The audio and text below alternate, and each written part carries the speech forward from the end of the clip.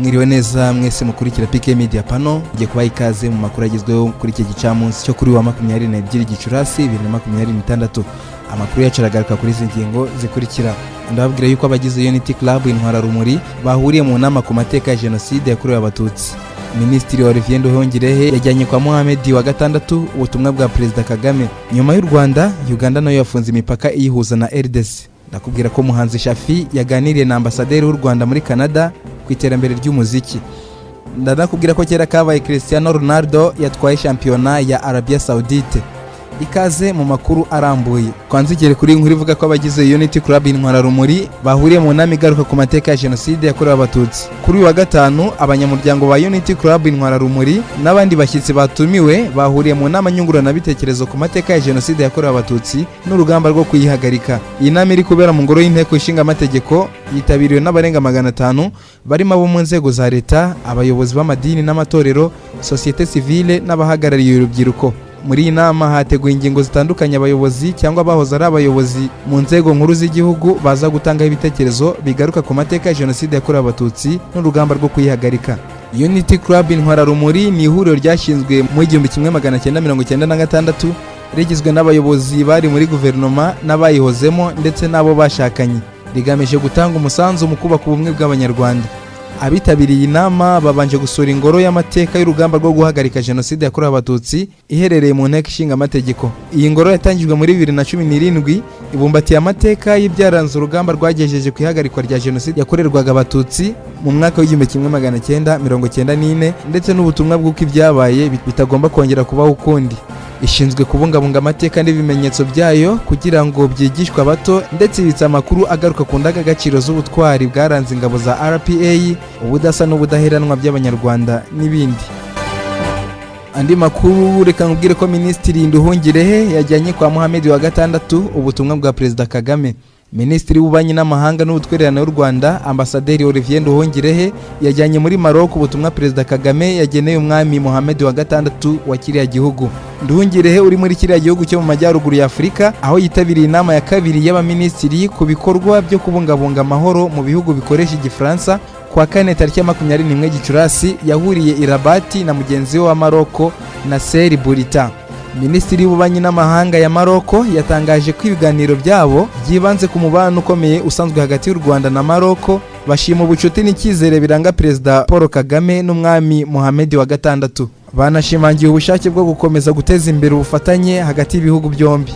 Abakuru ba diplomasi bombi kandi bagaragaje ko umubano wa Rabat na Kigali ukomeje gutera imbere cyane cyane mu nzego zirimo umutekano, amahugurwa n'iterambere rirambye, ndetse banarebera hamwe uburyo bwo kuwagura mu zindi nzego z'ingenzi. Minisitiri Nduhungirehe yavuze ko ibiganiro byabo byagarutse ku bibazo byo ku rwego rw'akarere ndetse n'ibifitiye inyungu ibihugu byombi. Urubuga Morocco World News rwamusubiyemo avuga ati, twaganiriye ku mubano hagati y'ibihugu byacu byombi n'uburyo bwo kuwushimangira binyuze mu nama n'ibindi bikorwa bya diplomasi mu mezi ari imbere. Twaganiriye ku bibazo byo ku rwego rw'akarere n'isi bifitiye akamaro ibihugu byacu. Yakomeje avuga ko Perezida Kagame n'umwami Mohamed wa gatandatu bafite ubushake bumwe bwo gukomeza guteza imbere umubano w'ibihugu byombi no guteza imbere inyungu za Afurika ku rwego mpuzamahanga. U Rwanda na Maroc bisanzwe bifitanye umubano umaze imyaka myinshi, gusa warushijeho gukomera nyuma y'uruzinduko rw'amateka umwami Mohamed wa gatandatu yagiriye i Kigali muri 2016. Uruzinduko rwabaye intangiriro y'ubufatanye bwagutse hagati y'ibihugu byombi, aho byakomeje gukorana mu nzego zirimo ubuhinzi, ubucuruzi, diplomasi ndetse no gushakira hamwe ibisubizo ibibazo Afurika ihanganye nabyo. Perezida Kagame nawe aheruka kugira uruzinduko muri Maroc muri Kanama 2016, aho yagiranye ibiganiro na Mohamed wa gatandatu ndetse anambika umudari w'icyubahiro wo ku rwego rwo hejuru muri icyo gihugu uzwi nka Grand Collar of Wissam Al Mohammed.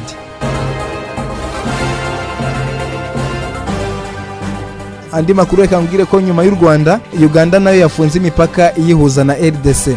Guverinoma ya Uganda yatangaje ko yagaritse ingendo z'indege hagati yayo na Repubulika Iharanira Demokarasi ya Kongo ndetse inafata izindi ngamba zikomeye ku mipaka ihuza ibi bihugu byombi mu rwego rwo kwirinda ikwirakwira ry'icyorezo cya Ebola gikomeje guhitana abantu benshi muri RDC. Izi ngamba zije nyuma y'aho u Rwanda narwo rwafashe icyemezo cyo gufunga umupaka warwo na RDC kubera impungenge z'iki cyorezo. Minisiteri y'ubuzima ya Uganda yavuze ko iki gihugu cyamaze kwakira abantu babiri baturutse muri RDC basanganywe Ebola, umwe muri bo aza kwitaba Imana. Abandi bantu 127 bahuye nabo bashyizwe mu kato kugira ngo bakurikiranwe.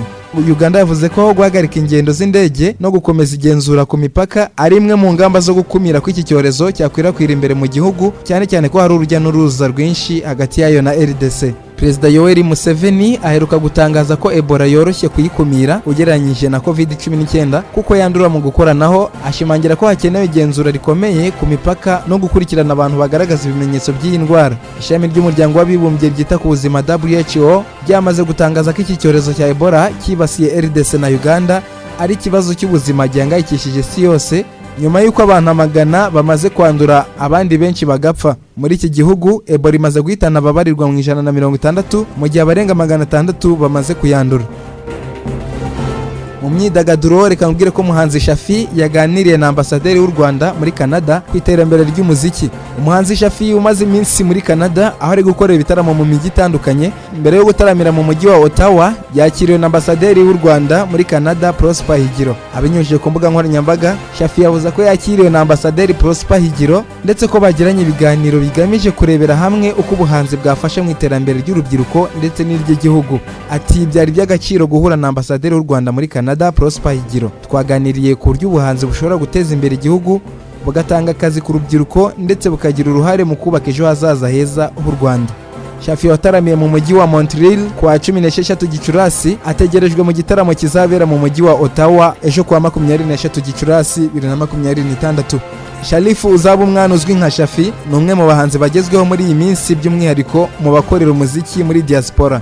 Uyu musore yamamaye mu ndirimbo zirimo Akabanga, Sukuma, Bana, Selela n'izindi nyinshi zamuzamuriye izina mu ruhando rw'umuziki mu Rwanda.